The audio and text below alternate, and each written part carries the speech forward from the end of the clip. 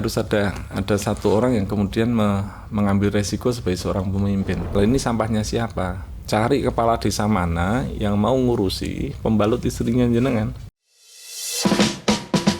SOS Premier, saatnya obrolan santai. Sampah memang selalu menjadi masalah, karena sadar atau tidak, seluruh aktivitas kita selalu menghasilkan sampah. Berdasarkan data dari Sistem Informasi Pengelolaan Sampah Nasional, SIPSN, Indonesia menghasilkan 35,8 juta ton sampah pada tahun 2022. Dari jumlah tersebut, 13,3 juta ton merupakan sampah yang tidak dikelola dan akhirnya menjadi tumpukan yang tak terbendung. Kota Yogyakarta menjadi salah satu kota yang tak luput dari permasalahan sampah. Terbukti, sejak tahun 2012, TPA Piungan yang menjadi muara pembuangan setiap wilayah DIY sudah dinyatakan overload. Namun, berbeda dengan Desa Panggung Harjo, Kabupaten Bantul. Di bawah komando Sang Lurah, Wahyudi Anggoro Hadi, desa ini mampu mengelola sampah hingga tidak bermuara ke TPA Piungan. Lulusan farmasi itu mengubah pola kebiasaan berbasis regulasi, sehingga warga Panggung Harjo bisa mengubah sampah menjadi pundi-pundi rupiah. Halo Motion People, selamat datang di SOS Premier bersama saya Mutiara Okta. Nah, hari ini kita kedatangan tamu spesial. Dengar-dengar beliau ini adalah seseorang yang punya pengaruh besar terhadap perubahan sosial dan juga perubahan tatanan lingkungan di daerah Panggung Harjo, Bantul. Dan dulu katanya warga di daerah Panggung Harjo, Bantul tuh masih sulit menerapkan kebiasaan membuang sampah pada tempatnya. Tapi sekarang warganya sudah disiplin, tertib, bahkan bisa menghasilkan uang melalui sampah. Kira-kira gimana caranya dari sampah menjadi uang? Apakah mereka punya ilmu sihir atau apa? Dan siapa di balik itu semua? Langsung aja sudah bersama saya, Pak Wahyudi Anggoro Hadi. Selamat datang Bapak. Iya, terima kasih Mbak. Terima kasih Pak sudah menyempatkan waktunya untuk hadir di studio SOS pada pagi hari ini. Dan spesial juga kita mendatangkan Pak Wahyudi. Ini udah berapa kali reschedule karena terlihat sangat padat juga ya aktivitas Pak Wahyudi. Terima kasih sudah menyempatkan waktunya untuk SOS Premier hanya untuk Motion People. Iya, terima kasih kembali Mbak Ita. Pak, ingin bertanya nih Pak, perihal kemarin saya sempat datang ke kantor Bapak dan melihat di sana ada figura profil Bapak yang memperlihatkan foto serta nama Bapak dengan jabatan di sana tertulis S-Farm, Sarjana Farmasi. Betul. Saya penasaran kenapa bisa dari sarjana farmasi yang harusnya mungkin bergelut dengan obat, apotek, kok bisa ujuk-ujuk malah ngurusin sampah dan jadi lurah Pak? Gimana ceritanya ini? Jadi mungkin tersesat di jalan yang benar ya. Tersesat di jalan yang benar ya. Jadi karena memang jadi memang dari dulu gitu ya, di tahun 99 ketika awal-awal kuliah itu kita sudah mencoba untuk mendorong satu proses transformasi sosial, tapi melalui pendekatan kultural, jadi di luar jalur pemerintahan gitu ya. Yang kemudian kita rasakan perubahan itu terlalu lamban terjadi. Jadi waktu itu 99 kita menginisiasi satu gerakan untuk membangun kesadaran kolektif terkait dengan dolanan anak-anak, ini permainan tradisional dan lain sebagainya. Baru tahun 2007 itu muncul satu lembaga yang namanya Kampung Dolanan. Butuh waktu 8 tahun hanya untuk membangun kesadaran kolektif bahwa kita punya sesuatu yang unik yang namanya dolanan anak-anak. Dan itu pun momentumnya adalah bencana. Jadi tahun 2006 Bantul itu dilanda oleh gempa, gitu yang kita tahu dalam situasi kebencanaan itu relatif mudah untuk membangun sebuah kesadaran kolektif. Saya tidak yakin kalau misalnya tahun 2006 itu tidak ada bencana, kemudian lahir Kampung Dolanan di 1 tahun berikutnya gitu ya. Yang kemudian kita rasakan ini proses transformasi sosialnya memang lamban. Nah, tahun 2012 ketika kemudian ada kesempatan untuk mengikuti kontestasi pemilihan kepala desa di Desa Panggung Harjo, desa di mana saya lahir, tumbuh dan besar di sana. Itu kita mencoba sekalian, coba kita melakukan eksperimentasi sosial, mencoba mendorong perubahan sosial tetapi melalui pendekatan-pendekatan kebijakan. Dan ternyata jauh lebih cepat gitu. Jadi ketika kita berbicara tentang transformasi sosial, perubahan sosial, itu sebenarnya kan ada 3 pendekatan. Jadi kalau perubahan itu pengen terjadi secara cepat, maka kemudian pendekatannya adalah pendekatan kebijakan. Karena kita punya otoritas untuk memaksa orang berubah. Nah, kalau kita menggunakan pendekatan-pendekatan gerakan, itu perubahan baru akan terjadi dalam 1 atau 2 dekade. Gitu. Lama banget ya, lama. Pak? Iya. Kalau pengen lebih lama lagi, pendekatan yang ketiga adalah pendekatan pengetahuan. Jadi mendorong perubahan melalui pendekatan pengetahuan itu, ya kira-kira perubahannya akan terjadi baru dalam 1 generasi. Jadi lebih lama lagi. Iya. Jadi kayak kalau misalnya hari ini kita mendorong sosialisasi gitu ya, edukasi terkait dengan pengelolaan sampah yang bertanggung jawab dan lain sebagainya. Perubahan itu ya baru akan terjadi ya anak-anak kita, bukan diri kita gitu ya. Jadi kira-kira 1 generasi ke depan 1 generasi ke depan. Iya. Jadi itu paling tepat kira-kira ya kebijakan. tadi. Sehingga kemudian tahun 2012 kita coba ya udah ini sekaligus kita letakkan dalam konteks itu tadi, melakukan eksperimentasi, mendorong perubahan sosial tapi menggunakan pendekatan kebijakan. Tadi. Berarti memang perlu otoritas juga, kita harus punya pegangan dulu ya Pak ya, baru bisa membuat kebijakan dan bisa mendorong orang banyak itu tadi. Betul. Jadi karena yang memang punya otoritas untuk memaksa orang berubah itu adalah ya pemangku kebijakan. Pemangku kebijakan harus berani untuk itu dan juga harus siap juga dengan segala resiko yang ada ya Pak. Iya. Jadi kira-kira sih semacam itu. Jadi itu yang kemudian mendorong tahun 2012 kita mengikuti itu. Tapi ada sesuatu yang mungkin jauh lebih substantif lagi ya. Iya. Apa itu Pak? Jadi desa itu masa depan dunia gitu ya. Jadi kita memiliki 3 komoditas strategis yang tidak dimiliki oleh kota. Kita punya udara bersih. Masyarakat kota itu hanya untuk sekedar menghirup udara bersih saja, mereka harus lari ke pantai, lari ke gunung, lari ke desa. Semakin lama akan semakin mahal. Biaya waktu, biaya transport dan lain sebagainya. Yang ketiga, desa kita itu punya air bersih. Masyarakat kota itu hanya untuk sekedar minum air bersih saja, mereka harus beli dan semakin lama akan semakin mahal. Dan yang ketiga, desa kita itu punya pangan sehat. Nah, pangan sehat itu hari ini hampir semua makanan yang dikonsumsi oleh masyarakat kota itu semuanya terpapar bahan kimia berbahaya.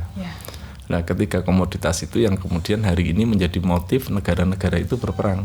Jadi perang hari ini tidak didorong untuk memperebutkan sumber daya energi, tidak didorong untuk memperebutkan sumber daya mineral, tetapi didorong untuk memperebutkan 3 komoditas yang hari ini dimiliki oleh desa. Sehingga penting bagi anak-anak muda untuk kembali ke desa menjaga 3 komoditas strategis itu. Kira-kira salah satu motif yang lain adalah turut berkontribusi untuk turut menjaga 3 komoditas strategis yang dimiliki oleh desa tadi. Iya, harus menjaga 3 komoditas yang paling bernilai itu tadi ya Pak. Lalu sudah cukup lama ya Pak, dari tahun 2011, 2012 membangun itu. Kalau itu siapa orang pertama yang diajak Pak? Kan mudah ya Pak ya? Ya kira-kira ya warga desa yang punya warga desa terdekat ya dalam lingkungan terdekat. Jadi untuk kemudian mengikuti kontestasi pemilihan kepala desa kan kita juga membentuk satu tim dan lain sebagainya. Nah, tim sukses yang kemudian suksesor yang kemudian turut mendukung pada proses kontestasi itulah yang kemudian menjadi pihak-pihak yang kemudian kita libatkan di awal-awal. Ketika kemudian menginisiasi satu unit jasa pengelolaan lingkungan di awal tahun 2013 dan sebagainya. Yang pertama ikut ngurusin adalah ya orang-orang yang dulunya menjadi suksesor tadi yang turut serta mensukseskan kontestasi pemilihan itu. Kala itu kenapa berani Pak mengambil pilihan untuk menjadi lurah?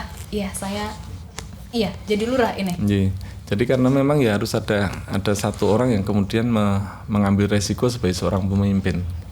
Gitu. Jadi karena ya tidak banyak atau tidak semua orang berani untuk kemudian mengambil resiko sebagai seorang pemimpin. Karena memang jalan pemimpin itu bukan jalan yang mudah.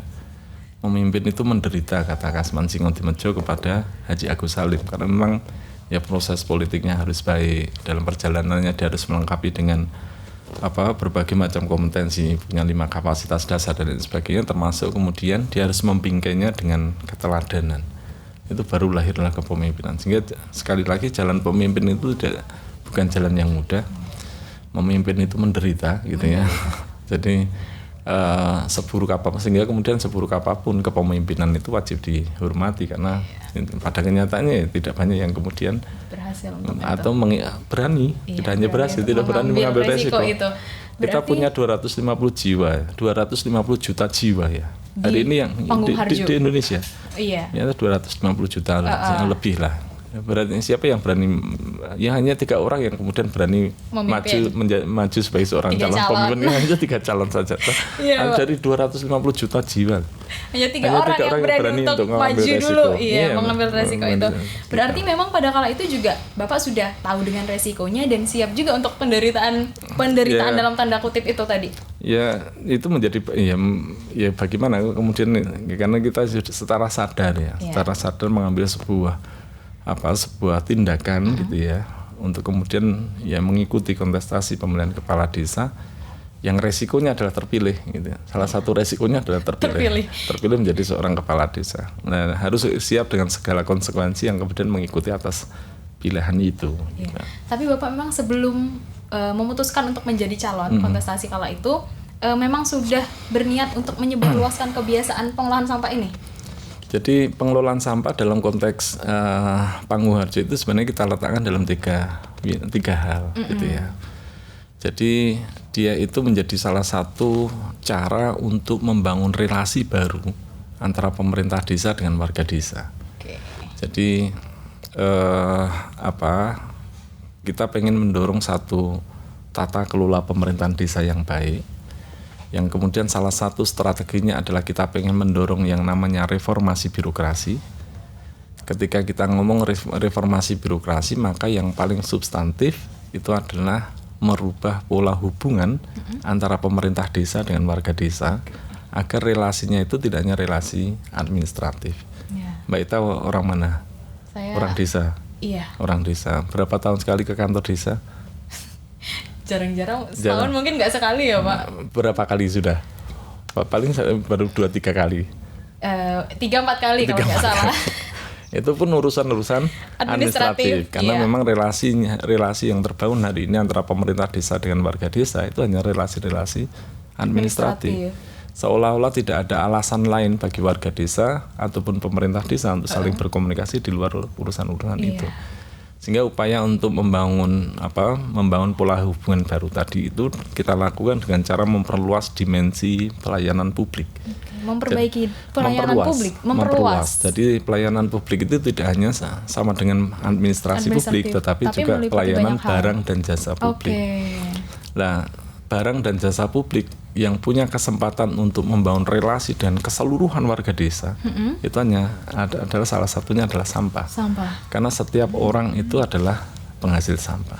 Kita baru lahir langsung meninggalkan sampah, orang mati juga meninggalkan sampah. Nah, dengan ngurusi sampah itu berkemungkinan bagi kita untuk kemudian membangun relasi dengan keseluruhan warga desa. Satu itu.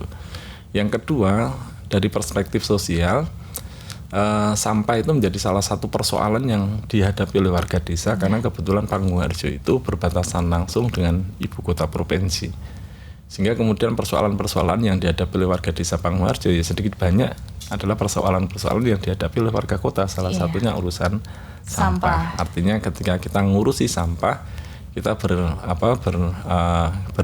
berpotensi berpeluang untuk kemudian menyelesaikan salah satu persoalan mendasar yang dihadapi oleh warga desa. Itu dari perspektif sosial. Kalau dari perspektif ekonomi, sampah itu menjadi salah satu jenis usaha yang paling ideal dilakukan oleh pemula. Gitu. Jadi kita mendirikan badan usaha milik desa di awal-awal gitu. Nah, kita berupaya untuk mencari kira-kira jenis usaha atau ide bisnis yang punya resiko paling kecil. Ketemulah sampah itu.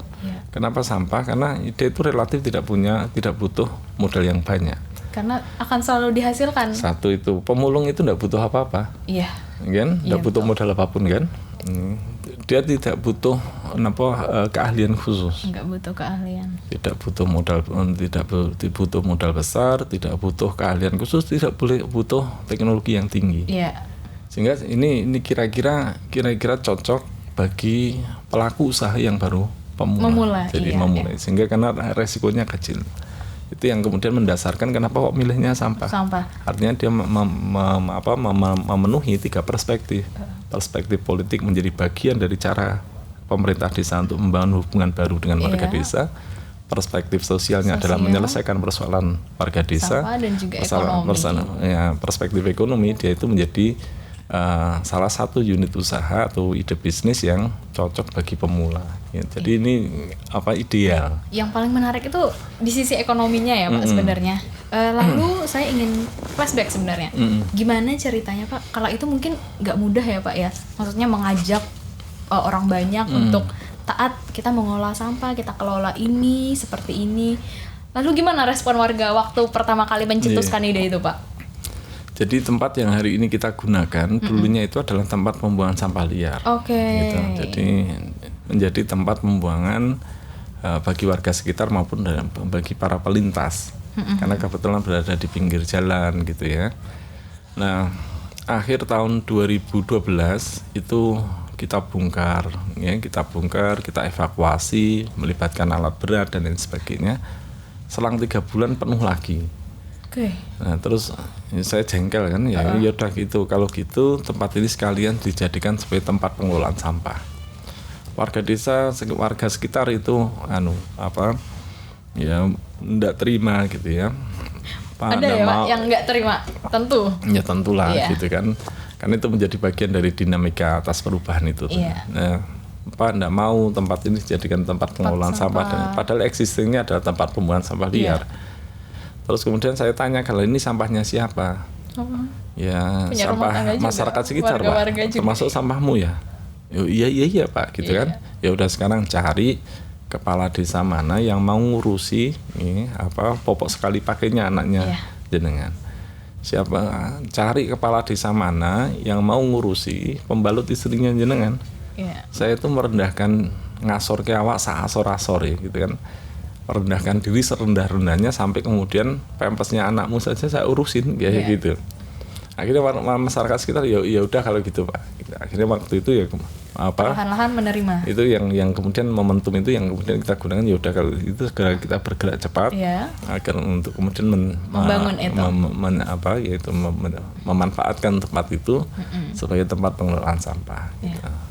Perihal respon warga juga ya Pak. Mungkin ini menjadi hal yang tricky juga karena memang kan ini punya warga, tapi kadang-kadang warga juga yang protes. Betul. Dan kita juga punya kutipan berita dikutip dari BBC. Ini memperlihatkan ada seorang anak muda, kelompok anak muda. Mungkin Pak Wahyudi pernah mendengar juga tentang Pandawara Group. Jadi anak muda ini memang aktif membersihkan sampah, baik itu di sungai, di pantai, atau juga di tempat-tempat perairan khususnya Pak. Betul. Udah ada beberapa pantai juga yang mereka bersihkan dan sempat viral karena melalui sosial media. Betul. TikTok. Nah ini kembali viral karena mereka itu ditolak Pak kehadirannya. Betul. Kehadirannya ditolak oleh perangkat desa sana. Sebagai pejabat publik juga, khususnya perangkat desa Pak. Bagaimana harusnya respon perangkat desa sebagai pejabat publik sih Pak menanggapi seperti itu? Jadi satu sisi sebenarnya kan gini. Jadi pemerintah desa itu tentunya tidak bisa menyelesaikan sendirian. Artinya dia harus kemudian membangun sebuah kolaborasi besar untuk membantu menyelesaikan persoalan yang dihadapi gitu ya. Nah, sehingga kemudian tidak bijak kemudian ketika ada penolakan secara terbuka semacam itu ya. Tetapi juga satu hal yang harus dipahami adalah konteks persoalannya. Jadi ketika teman-teman Pandawara itu kemudian mendorong memviralkan pengelolaan sampah yang ada di sungai, yang ada di laut. Itu gambaran situasi masyarakat yang ada di hulu loh ya. Karena sampah itu ngumpulnya dari hulu. Kan? bukan semata-mata sampahnya masyarakat sekitar. Itu gambaran dari sisi hulu. Jadi orang-orang yang ada di kota, orang-orang yang ada di kayak gitu. Jadi itu artinya kemudian ketika seolah-olah ya, ini menjadi yang saya melihatnya framingnya itu kan itu seolah-olah menggambarkan masyarakat sekitar. Iya. Iya kan? Framingnya memperlihatkan gimana kondisi masyarakat sekitar. sebetulnya. Padahal itu sebenarnya. yang harusnya yang framingnya itu frame yang dibangun itu bukan soal ini di masyarakat sekitar itu menjadi korban atas perilaku masyarakat yang ada di hulu. Iya. Kan gitu. Jadi framingnya itu yang kurang pas. Gitu teman-teman Pandawara memframing isu itu seolah-olah itu persoalan mencerminkan perilaku masyarakat sekitar di mana tumpuan sampah. Padahal itu kita tahu itu di sungai. Ya, kita tahu itu ada di pantai. Di mana kemudian itu adalah muara dari semua sungai yang ada di wilayah di sisi hulu. Artinya ini menggambarkan perilaku masyarakat yang ada di sisi hulu. Masyarakat sekitar itu adalah korban, kan gitu. Harusnya framingnya kayak gitu. Harusnya memperlihatkan juga bahwa bukan berasal dari si tempat. Mestinya juga, kayak gitu. Jadi frame itu kan seolah-olah framingnya adalah ini mencerminkan perilaku masyarakat sekitar. Padahal mereka itu hanya ngunduh. Dia itu hanya manen yang mereka tidak tahu sampai dari ini siapa mana aja, ini entah dari mana. Tiba-tiba ada di sini. Karena kan tempatnya berada di bawah ya, Pak. Betul. Yang pastinya adalah ini mencerminkan perilaku masyarakat di hulu sebenarnya kan gitu. Harusnya framingnya kayak gitu. Itu yang mungkin bagaimana kemudian kita harus melihat masalah itu dari banyak sisi ya Pak ya, dari multi perspektif, meletakkannya secara adil, secara seimbang dan lain sebagainya. Jadi kalau saya melihat sekilas dari apa yang disampaikan dalam media dan lain sebagainya, itu framingnya adalah ini seolah-olah menggambarkan masyarakat sekitar, Pak. Padahal ini bukan, mereka itu korban sih. Korban dari juga dari banyak perilaku banal dari masyarakat yang ada di hulu. Yang di atas di hulu sana, Ya tentunya kayak gitu ya. Karena memang sampah kalau di perairan mengalir tentu ke bawah ya Pak ya. Nggak mungkin dia nanjak naik ke atas. Makanya itu. Jadi itu dalam batasan tertentu masyarakat sekitar pantai di mana kemudian dinobatkan sebagai pantai terkotor dan lain sebagainya. Itu mencerminkan perilaku masyarakat yang ada di hulu. Dia adalah korban. Gitu.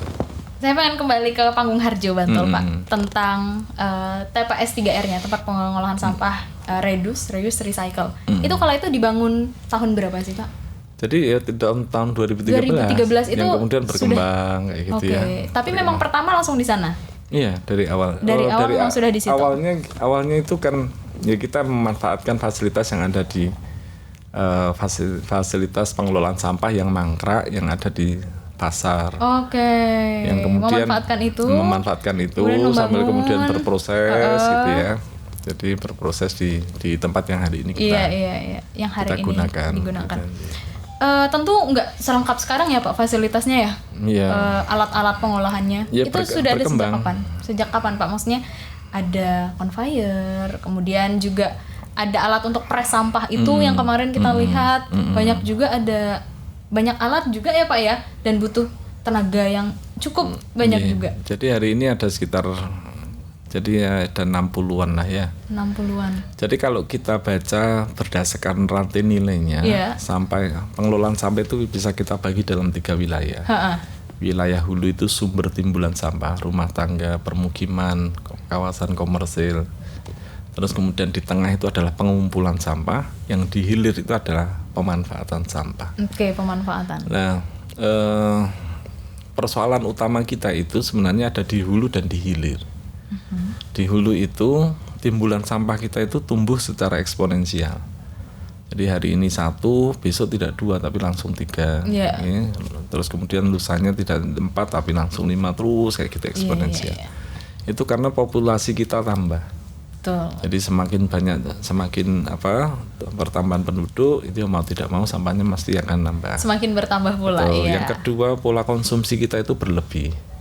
Jadi di Panggung Harjo itu kita menerima sampah sisa makanan Ya. itu setiap harinya lebih dari 1 ton. 1 ton per hari, Pak? 1 ton per hari sisa Hanya untuk makanan aja sisa itu? makanan. Sisa makanan. Dan itu setara dengan 5.000 piring yang setiap hari dibuang ke tempat sampah. Wah. Kita bisa introspeksi gitu kan, di rumah kita mesti setiap hari menyisakan makanan yang kemudian berujung di tempat sampah di rumah kita sendiri. Ya. Gitu. Yang ketiga, karena kesadaran kita rendah, itu yang kemudian di sisi hulu ini pertumbuhan sampah kita eksponensial, kan gitu. Nah di sisi hilir itu berkesebalian,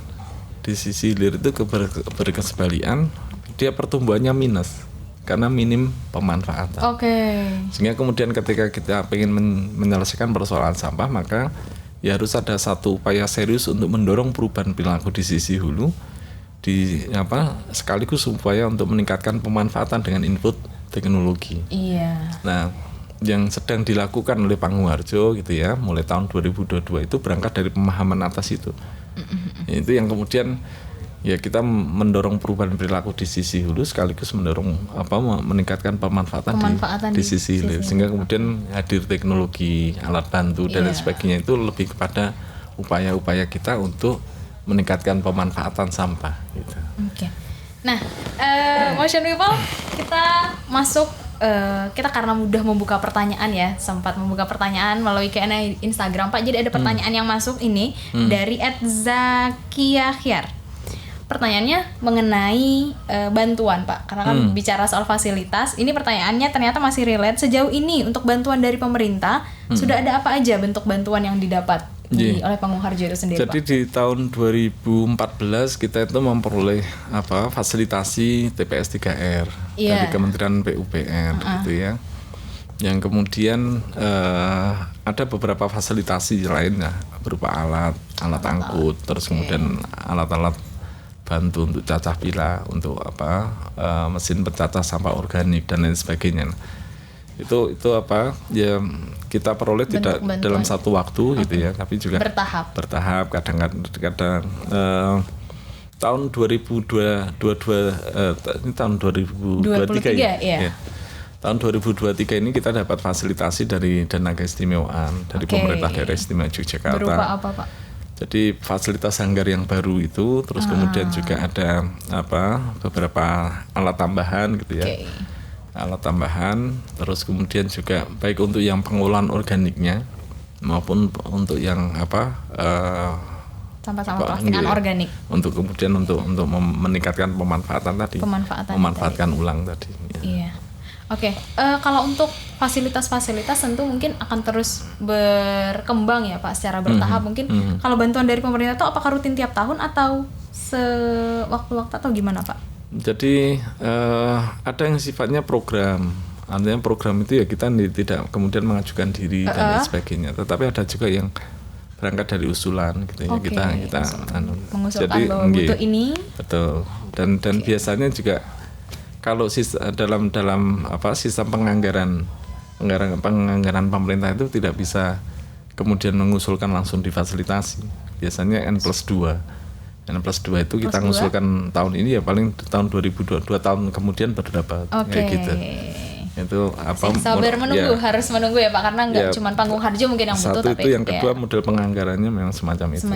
Dia harus masuk ke perencanaan dan lain sebagainya. Kemudian baru bisa terrealisasi permintaan atau usulan itu tadi. Kemudian perihal TPS 3R kemarin kita sempat melihat langsung ke sana Pak. Ada istilahnya bank sampah. Bank sampah itu sistemnya gimana dan juga gimana bisa dari bank sampah itu bisa menghasilkan uang dan juga bahkan bisa menjadi tabungan emas Pak, itu sistematikanya gimana? Jadi bank sampah itu hanya menjadi satu sistem sosial gitu ya, menjadi salah satu infrastruktur sosial. Jadi dalam pengelolaan sampah itu ada 4 infrastruktur sebenarnya. Yang pertama adalah infrastruktur politik, itu berupa kebijakan. Berupa regulasi, fasilitasi, insentif dan lain sebagainya. Jadi dan itu perannya ada di pemerintah. Jadi pemerintah harus kemudian mengkerangkai, membuat sebuah pedoman terkait dengan pengelolaan sampah yang bertanggung jawab itu seperti apa. Yang kedua adalah infrastruktur sosial. Infrastruktur sosial ini adalah sistem sosial yang kemudian mendorong perubahan perilaku terkait dengan pengelolaan sampah yang bertanggung jawab. Dalam konteks itu bank sampah itu merupakan sistem sosial, salah satu sistem sosial. Iya. Jadi warga desa itu kemudian melakukan pemilahan sejak dari rumah. Oke, memilah dari rumah tangga berarti Pak? Memilah sejak dari rumah tangga menjadi 3 jenis setidaknya. Iya. Ada organik, ada yang bernilai jual, ada yang residu. Oke. Dari ketiga itu yang kemudian disetorkan ke bank sampah hanya yang bernilai jual. Oh, bernilai jual disetorkan ke bank sampah. Hanya plastik, kertas, terus kemudian beberapa sampah yang masih bernilai jual itu kemudian oleh masyarakat itu kemudian disetorkan ke bank sampah yang kemudian itu nanti dibeli oleh pemerintah desa melalui badan usaha milik desa itu. Nah, di awal-awal pembeliannya itu ada beberapa model. Ada yang model tunai kemudian di cash. Ada beberapa yang kemudian diwujudkan dalam bentuk tabungan. Jadi mereka dicatat berapa kilogram setara dengan berapa rupiah terus kayak gitu. Biasanya kemudian itu akan dibuka, akan diambil itu setelah 1 tahun atau berapa tahun sesuai dengan kesepakatannya. Iya. Kalau untuk tarifnya sendiri Pak, harga dari barang-barang sampah-sampah tergantung yang dari, masih punya nilai jual? Tergantung dari barangnya. Jadi plastik itu ada 21 jenis. Ada mulai HD, HDPE, ada PP, ada PE, ada kerasan. Banyak sekali. Itu ada 21. kelompok-kelompokan. Nah, harganya itu disesuaikan dengan jenisnya. Untuk kertas itu juga ada 6 jenis. Ada kardus, ada arsip, ada duplek, macam-macam lah. Nah, harganya itu menyesuaikan dari harga jenisnya itu. Yang itu yang kemudian ditulis gitu ya, dicatatkan dalam buku tabungan. Nah, ini yang kemudian kenapa disebut bank sampah karena ada proses penabungan itu. Iya, karena ada penabungan tadi yang disebut bank sampah. Tapi kemudian diambil secara cash. Kalau sewaktu-waktu butuh, apakah langsung bisa diambil Pak atau gimana sistematikanya? Sebenarnya tergantung dari kesepakatan dari anggota bank jenisnya sampah juga. itu. Gitu. Jenisnya.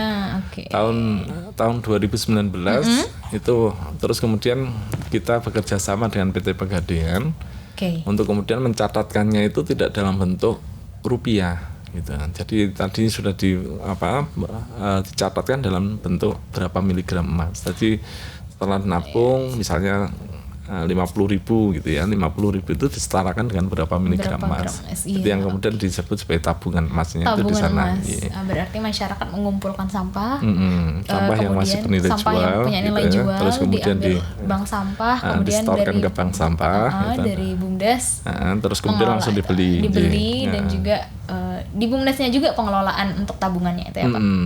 Jadi di masing-masing bank sampah itu. Masing-masing bank sampah punya pencatatan tersendiri berarti. Ya, Pak Wahyudi. Nah, kita punya 68 unit bank sampah di satu desa. Satu Panggung Harjo? Di desa Panggung Harjo itu ada 68 unit bank sampah. Jadi tersebar di 119 RT. 119 RT, 68 unit. Jadi kira-kira ya rata-rata 2 RT 1 bank sampah, 2 RT 1 bank sampah kayak gitulah. 2 RT dijadikan dalam satu bentuk bank sampah, kemudian pencatatannya satu titik di bank sampah itu. Bank sampah. Ini tadi ya pengelolanya ya Pak.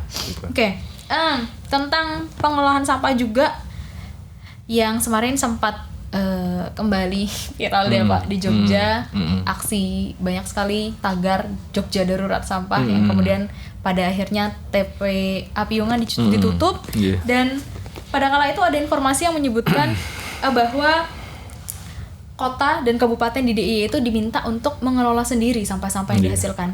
Lalu dengan Panggung Harjo gimana Pak? Karena memang sudah lama mengelola itu, adakah perubahan yang terasa? Jadi norma umumnya gitu ya. Norma umumnya itu kewajiban mengelola sampah itu ada di produsen sampah. Ya, betul. Gitu. Jadi ketika saya makan menyisakan bungkus makanan, maka kemudian tanggung jawab untuk mengelola sampah itu nempel di saya. Itu secara tegas diatur dalam Undang-Undang 18 tahun 2008 tentang pengelolaan sampah pada pasal 12. Setiap orang wajib mengelola sampah. Artinya itu mau presiden, mau siapapun tapi itu pada punya kenyataannya kewajiban untuk mengelola sampah itu tadi. Artinya urusan sampah itu sebenarnya urusan private. Urusan masing-masing orang. Lah ruang publik atau kemudian wilayah publik di mana kemudian pemerintah bisa ngatur itu adalah ketika ya sampah itu keluar dari wilayah privat. Iya. Jadi artinya kemudian gitu persoalan darurat sampah di Jogja itu harusnya dibaca dalam dua perspektif gitu. Yang pertama ini harus menjadi turning point, menjadi titik balik gitu ya untuk mereview atas sistem pengelolaan sampah selama ini ya Pak. Jadi ini harus dijadikan sebagai sebuah kesempatan untuk mendesain ulang tata kelola sampah di tingkat daerah. Situasi semacam ini itu terjadi karena mesti ada sesuatu yang salah sehingga kemudian ini harusnya kemudian menjadi kesempatan bagi kita untuk mendesain ulang tata kelola sampah yang lebih sustainable. Satu itu. Yang kedua, ini harusnya jadikan momentum untuk mendorong perubahan perilaku. Jadi tadi kita sampaikan di awal, persoalan sampah kita itu ada di sisi hulu, kan? Yeah. Timbulan sampahnya eksponensial, kan? Itu terkait dengan perilaku masyarakat. Sehingga kemudian hari ini saya sampaikan bahwa kita itu praktis tidak punya pilihan lain, kecuali berubah perilakunya. Ya kita jadi secanggih apapun teknologi dihadirkan, kalau perilakunya masih gitu-gitu aja, masih buang sampah sembarangan, itu tidak akan pernah bisa menyelesaikan persoalan, nggak akan selesai sampah, permasalahan betul. Itu. Nah, ini Pak yang menjadi menarik tentang pemilahan sampah. Saya punya data dari Databox dan ini menyebutkan bahwa 39,92% dari 75.000 rumah tangga itu mengetahui sebenarnya proses pemilahan sampah itu sendiri, tapi enggan melakukannya. Betul. Berarti kenyataannya di lapangan kala itu Bapak juga menyebarluaskan kebiasaan itu seperti itu, sulit untuk memilah itu. Jadi bukannya sulit sebenarnya ya. Jadi meneruskan tadi ya. Jadi praktis kita itu tidak punya pilihan lain kecuali berubah perilakunya, meskipun paham tapi kalau memilih nggak mau, tapi kemudian itu makanya kemudian kita kan pengen mendorong perubahan perilaku tuh dari yang dulunya tidak mau menjadi mau kan gitu. Jadi mau. Nah, perilaku kita itu sangat sensitif dengan insentif. Insentifnya berubah, perilakunya ikut berubah gitu. Jadi separah-parahnya kita, sebrutal-brutalnya kita terkait dengan perilaku kita terhadap sampah gitu ya. Hari ini kita membuang sampah sembarangan, membuang sampah tanpa pilah dan sebagainya kayak gitu. Itu seketika berubah. Kalau ada insentifnya? Ya, seketika berubah di satu tempat yang jaraknya tidak lebih dari 2 jam dari tempat ini. Kita masuk ke Bandara Changi gitu kan, di Singapura, perilaku kita langsung berubah. Kan gitu. Tidak nunggu, yang awalnya buang sampah sembarangan tidak berani buang sampah sembarangan, yang biasanya buang sampah tidak terpilah pada akhirnya mau tidak mau harus melakukan pemilahan. Pun demikian, setertib-tertibnya warga negara Singapura itu nyebrang dikit ke Batam, itu perilakunya langsung buang sampah kayak gitu kan. Iya. Artinya ini bukan masalah culture, tetapi adalah masalah sistemnya. Kenapa kok tidak mau memilah gitu kan, meskipun mereka sadar bahwa pemilahan itu penting kan gitu kan. Harusnya tapi kok tidak mau milah karena terkait dengan otaknya sadar ya Pak. Tapi perilakunya itu terkait dengan sistem. Sistem yang kemudian tidak memadai gitu bagi seseorang untuk kemudian mendorong dia untuk memilah, melakukan itu tadi. Meskipun dia sadar bahwa itu tahu bahwa itu penting, dan sadar itu menjadi tanggung jawab setiap orang, tapi tidak mau melakukan karena itu. Tidak ada sistem yang kemudian memaksa dia untuk kemudian mendorong perubahan perilaku. Itu terkait dengan sistem. Artinya sistem ini terkait dengan tata kelola sampah kita ada yang masalah, sehingga setiap orang yang sebenarnya dia itu paham. Saya itu senang dengan perilaku memilah. Saya itu senang kalau lingkungan saya itu bersih, kan gitu kan. Saya tahu bahwa memilah itu penting. Tapi saya tidak mau melakukan. Nggak gitu mau melakukan itu, ya. Itu kan lucu kan? Iya. Ini ada pertanyaan. Itu plus 62 ya kayak gitu. Warga plus 62 ya, Pak ya. Iya, warga plus 62 juga. Ini ada salah satu pertanyaan lagi dari Instagram dari @adelia. ini pertanyaannya tentang teknologi pengolahan sampah, Pak. Seberapa penting itu teknologi pengolahan sampah? Mungkin dikaitkan dengan sistematika tadi yang Bapak katakan. Jadi tadi kita butuh 4 infrastruktur toh. Infrastruktur politik, yang kedua infrastruktur sosial, yang ketiga infrastruktur ekonomi. Itu kenapa pilihannya pengelolaan sampah itu di Pangguharjo itu dengan menggunakan pendekatan BUMDes, badan usaha, itu dalam rangka untuk mencukupkan infrastruktur ekonomi ini. Nah, yang keempat itu baru infrastruktur teknologi. Nah, seharusnya idealnya yang 3 awal itu harus beres dulu. Terpenuhi semua dulu harusnya. Infrastrukturnya, artinya pemerintah harus paham, tata kelolanya juga harus benar. Dia harus menjalankan fungsi regulasi, fasilitasi, insentif dan lain sebagainya. Infrastruktur sosialnya juga bekerja sistemnya bekerja dan lain sebagainya. Terus kemudian ada satu entitas yang kemudian mencukupkan hitung-hitungan ekonomi. Baru kemudian infrastruktur teknologinya itu mengikuti. Jadi prinsip dasar teknologi itu dia itu membantu. Sejalan dengan kalau sudah terpenuhi 3 tadi. Jadi ini prinsipnya membantu sehingga kehadirannya itu paling akhir. Jadi ini menjadi kritik. Yang paling dasarnya berarti ada di 3 pertama itu ya, Pak. Ini menjadi kritik. Kita tahu hari ini banyak sekali TPS 3R itu mangkrak, bangunan mangkrak, gitu kan, alat-alat bantuan pemerintah mangkrak, bantuan CSR mangkrak dan sebagainya. Karena pendekatannya itu terbalik. Karena dari teknologi dulu, infrastruktur dulu yang mereka penuhi. Infrastruktur teknologinya dipenuhin, yang 3 di awal tidak pernah. Jadi tiba-tiba ini infrastruktur politiknya belum diberesin, infrastruktur sosialnya belum dibentuk, infrastruktur ekonomi belum dibangun, tiba-tiba datang teknologi datang tepat, datang alat, kan? Ini bisa kita perkirakan kapan mangkraknya. Bisa ditebak ya Pak, akan berakhir kemana ya? Sehingga kemudian peran teknologi itu dia prinsip dasarnya membantu. Mengikuti ketiga itu tadi. Betul, dia harus datangnya belakangan. Oh, ternyata kapasitas kita gini, seberapa besar sih timbulan sampah harian? Berarti dengan timbulan sampah semacam ini kita membutuhkan tempat dengan spesifikasi semacam, butuh alat dengan spesifikasi semacam ini. Oh, jenis-jenis sampahnya semacam ini, berarti butuh alat yang seperti ini. Nah, perihal dengan alat-alat dan juga teknologi pengolahan sampah yang udah dipunya sejauh ini udah lebih dari 10 tahun ya Pak pengolahan sampah dengan adanya TPS di Pangguharjo. Apa aja kontribusi yang sudah dibuat Pak? Apa bentuk-bentuk mungkin yang sudah berhasil dimiliki oleh Pangguharjo sendiri? Kontribusi dari pengolahan sampah itu apa? Jadi kalau kita berbicara produk gitu ya, produk dari hasil pemanfaatan ulang sampah gitu ya, yang dimaksud tahun 2022 tahun 2023 ini kita sedang serius sebenarnya untuk membangun sebuah ekosistem yang menopang keberlanjutan atas pengelolaan sampah yang ada di Pangguharjo.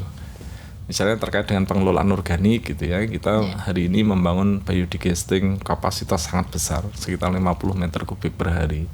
Itu bisa nampung sampah organik 1 ton per hari dan sebagainya. Ya, terus kemudian juga ada proses mengolah sampah-sampah organik menjadi pupuk organik. Terus kemudian juga memanfaatkan untuk pakan ternak dan lain sebagainya, itu terkait dengan pengolahan yang sampah organik. Ini sedang berproses, beberapa sudah jalan gitu ya, beberapa masih dalam tahapan commissioning dan lain sebagainya. Nah, terkait dengan material daur ulang ini juga berproses. Lebih banyak mungkin ya Pak manfaatnya, bentuknya. Jadi bentuk-bentuknya yang bisa lebih beragam. Betul, bisa lebih beragam, baik dengan menggunakan pendekatan recycling maupun upcycle gitu ya, upcycling dan sebagainya. Ini sedang kita siapkan, prepare, setting alat untuk bisa kemudian menghasilkan pipa listrik dan lain sebagainya. Ini moga-moga dalam 1 bulan ke depan sudah bisa operasional. Amin. Ya, semoga terus berprogres dan cepat ya Pak. Nah, saya ada penasaran nih. Ini kan udah tahun kedua Bapak juga menjabat. Adakah ketertarikan periode untuk kedua. Periode kedua. menjabat sebagai Lurah Pengurharjo, adakah ketertarikan untuk sekali lagi, Pak? Coba meskipun ada satu kesempatan untuk sekali lagi.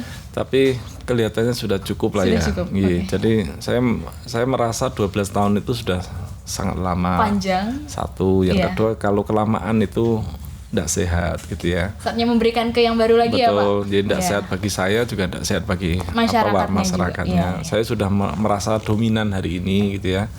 Bentar lagi otoriter. Ya. Kalau sudah otoriter nanti mesti korup kayak gitu kan. Nah, terus sehingga kemudian sangat berbahaya juga ya Pak kalau terlalu lama ya. Iya. Rutenya kan kayak gitu, dominansi, terus kemudian dia otoritarian, ya setelah itu ya korup kayak gitu.